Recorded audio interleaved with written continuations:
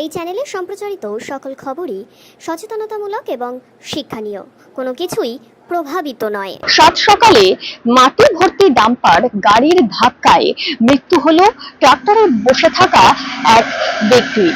আহত হয়েছে আরো দুজন। আজ মঙ্গলবার সকালে ঘটনার চাঞ্চল্য ছড়িয়েছে হরিশ্চন্দ্রপুর থানার ভালুকা গ্রাম পঞ্চায়েতের দেবুন এলাকায়। মৃত ব্যক্তির নাম আইনাল হক, জখম হয়েছে আল মামুন আর মতিউর রহমান।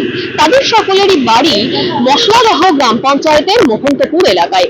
স্থানীয় সূত্রে জানা গিয়েছে, দেগুন এলাকার কোনো এক ইট ভাটা থেকে ইট ভর্তি করে ট্রাক্টরটি আসছিল, তখন এই দুর্ঘটনার সম্মুখীন হয়। পশ্চিমবাংলার পুলিশ প্রশাসন কি করছে?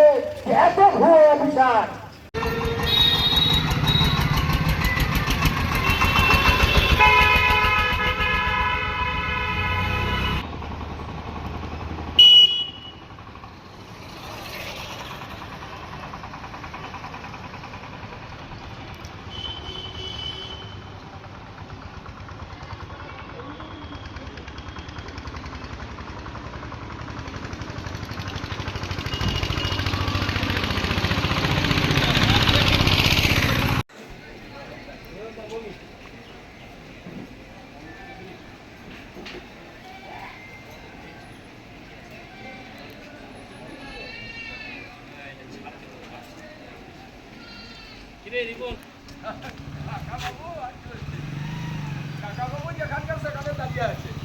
দাঁড়িয়ে থাকলে হবে না, দাঁড়িয়ে না থাকলে দাঁড়িয়ে দেখলে হবে, বয়স নাই আর নামতে হবে, আর বয়স নাই, লড়াই করতে হবে।